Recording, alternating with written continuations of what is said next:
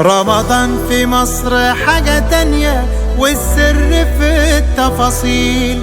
رمضان في مصر غير الدنيا، طعمه بطعم النيل. رمضان في مصر حاجة تانية والسر في التفاصيل. رمضان في مصر غير الدنيا، طعمه بطعم النيل. في كل حتة بنتمشى، فوانيس وزينة في الشارع، صوت الأذان يدخل قلبك ونصلي تراويح في الجامع. السلام عليكم ورحمة الله وبركاته. ازيكم يا حبايبي، عاملين ايه؟ يا رب تكونوا بخير. اللي اول مرة بقى يشوفني يا ريت يشترك في القناة، انا مستنية دعمكم ليا.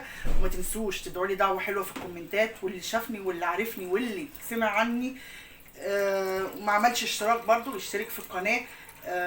بالله عليكم بحق الايام المفترجه دي انا عايزه قناتي تكبر وتزيد علشان اقدر اجيب واعمل حاجات كتير.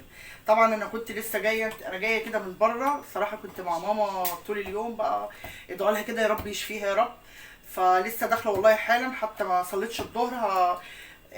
قلت احط بس الفراخ، جايبه فراخ اهي 5 فرخات، قلت احطهم واروح اتوضى واصلي واجي اقول لكم ازاي نشيل زفاره الفراخ. هنا بقى يا حبايب قلبي ايه، راجعين ليكوا بطريقة حلوة لغسل الفراخ. ازاي نغسل الفراخ ونضيع منها اي زفار. هي حاجة بسيطة اوي، مكون سهل اوي، برتقال. البرتقال دوت هيدي تيست حلو للفراخ ويديها برضو طعم لو سبتيها كده ساعتين كده في البرتقال بمية وليمونتين. البرتقال اهي، برتقال بلدي عادي خالص، نحطه يشيل الزفارة بتاعت الفراخ اهو.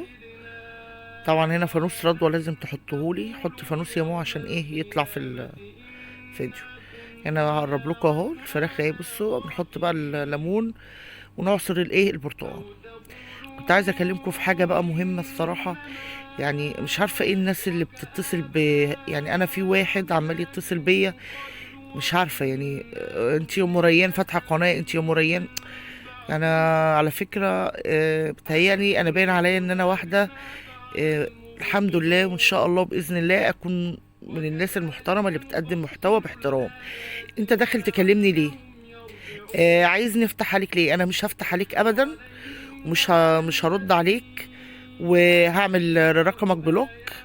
فانت بلاش يعني تزود فيها. يعني الواحد داخل بيعمل قناه باحترامه باخلاقه بادبه، الحمد لله الحمد لله الواحد لغايه دلوقتي الحمد لله ماشي باحترامه.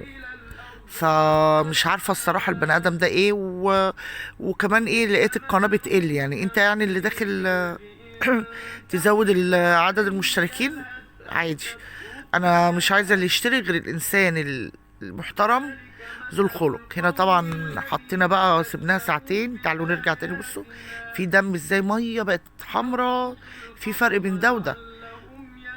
كل اللي هنعمله هنطلع الفراخ ونغسلها غسله حلوه.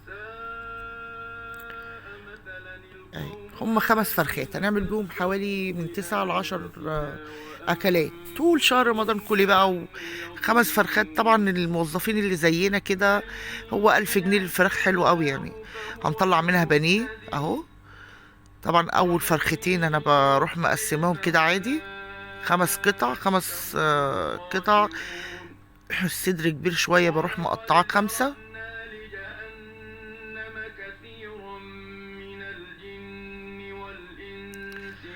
اهو. بنشيل الرقبة علشان ايه، نبقى نعملها في حاجة تانية. بصوا بالراحة خالص للايه، للبنات اللي لسه متجوزة بقى ولسه ما تعرفش. بس هي السكينة بتاعتي انا زي ما قلت لكم قبل كده باردة، فعايزة والله اسنهم، بس اهو بعمل بيها برضو. سهل جدا، تقطعي ازاي الفراخ، طلعي الرقبة لوحدها كده. ادي دي ايه فرختي، دي الفرخة بقى اللي هنعمل منها ايه، صدورها بانيه. سهلة برضو خالص. شوفوا هنا بقى هنخلي الصدر بطريقة سهلة، واحدة واحدة كده. شيل الجلد اللي عليها الأول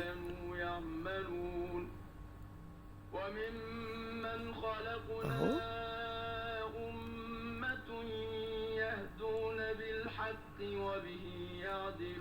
والله اللي بيشوفني لأول مرة ومكمل معايا لغاية هنا وعايز يحب يتفرج ويتعلم حاجة جديدة مني، أتمنى إن هو يشترك في القناة ويدوس لايك حلو منه كده، ودعوة حلوة بقى بحق الأيام المفترجة دي ليا وليكوا. ويا ريت يا ريت يا ريت كل اللي بيشوفني، مش هتخسر حاجة بقى لو اشتركت في القناة، يعني ما اعتقدش يعني. كل واحد بيبدأ كده صغير، وطبعا انا عارفة ان انا عندي اخطاء كتير مش عجبت ناس كتير، بس بإذنك يا رب بإذنك يا رب اقدر اطور من نفسي وابقى حاجة حاجة ان شاء الله ان شاء الله زي ما انا نفسي فيها، نفسي ابقى بقدم حاجة راقية وحاجة كويسة. طبعا هنا البانيه اهو، بنضف الصدر كويس، انا بطلع خلية الصدر اهو. بصوا هتحطوا ايديكم الحطة دي، تعملوا بس كده سكينة ادي اهو.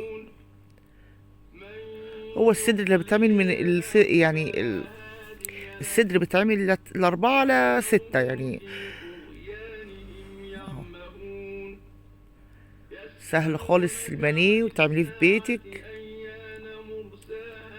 بوريكم البانيه ده كده فرختين عملناهم بانيه، يعملوا لنا اكلتين بانيه حلوين. دي الفرخه دي بقى هنعملها مشويه، هنقطعها كده من الظهر، نقطعها مشويه، نقطعها من الظهر علشان نشويها. طبعا كل ده بقى نتبله، هيبقى تحفه. وتطلعي بس يا دوبك تطلعي وتطبخي، تطلعي وتطبخي. انا بقطع الجناح طبعا في الفراخ المشويه بالذات، عشان دايما بتروح نشفانه كده على الفحم ومبتبقاش احلى حاجه. هنا طبعا بقى الهيكل اللي انا فصصت من عنه الصدر بتاعه اللي عملت بيه بانيه. هناخده كده نلاقي فيه حتت لحمه. هتعملي ايه باللحمه دي هقول لكم دلوقتي. هناخد اللحمه واحده واحده كده اهي، هجيب طبق واحطها فيه. طبعا اللحمه المفرومه لحمه الفراخ المفرومه طبعا بتدخل في كل الاكلات. هنا اللحم دوت هنسيبه؟ لا طبعا مش هنسيبه. شوف احنا طلعنا من الصدور الفراخ المخليه قد ايه.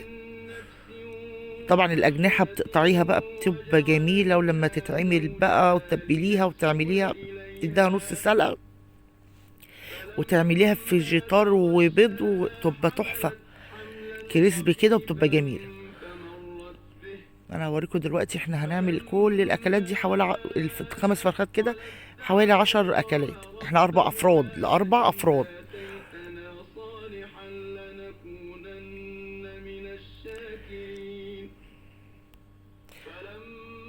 طبعا الناس اللي بتقول في الشرقية الفرخة مش إلها وراك لا الفرخة عندنا في الشرقية لها إلها وراك. انا مش عايشة في الارياف، انا مش زقازيق نفسها، بس يعني بحب لغتهم الصراحه. برضو انا منهم طبعا مش شرقيه، بس جميله. يعني الفرخه مش إلها وراك، لا الفرخه عندنا إلها وراك. انتوا شايفينها اهي.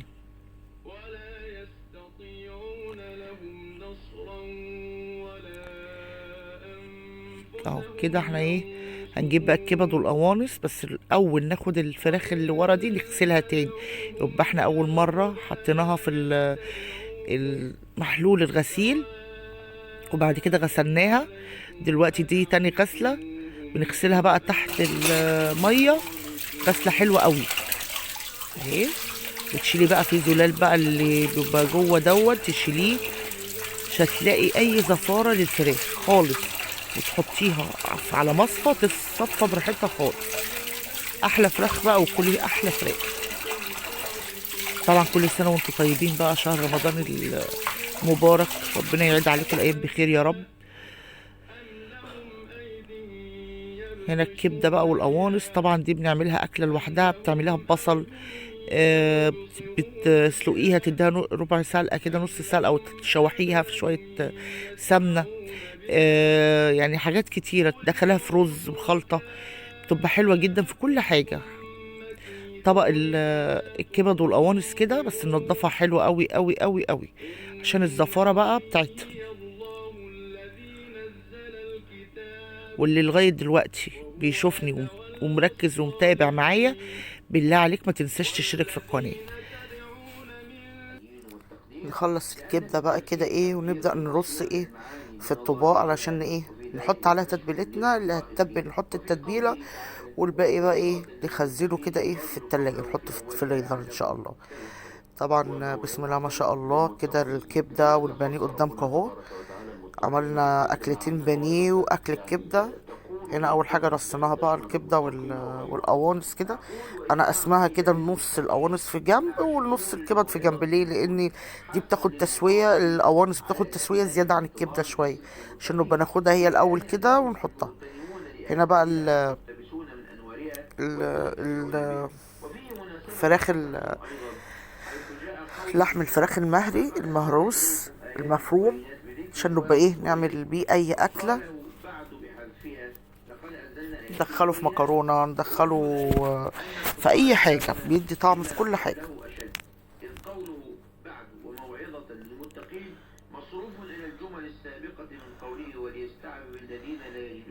اذكروا الله يا قلب، اذكروا الله، لا اله الا الله، لا اله الا الله، استغفر الله العظيم، استغفر الله. دعوة حلوة بقى لاختكم ايه ام ريان، بالله عليكم ادعولي ربنا يفرج الهم كده ويفك القلق. بصل بقى في الكبة، حطيلك 10 بصلات كده، ما شاء الله كمية كبيرة. صلوا على النبي يا حبايب قلبي، صلوا على النبي كده واذكروا الله. اللهم صل وسلم على سيدنا محمد. انا طبعا بنحط توابلنا بوريك اهو، توم باودر، بصل باودر، البهارات السبعة، الملح، فلفل اسمر، ليمونة، سنة خل. يعني مش تكتري الخل عشان الفراخ دي يعني هتقعد فترة معانا، مش هناكلها يومين 3، بس هي سنة بسيطة كده.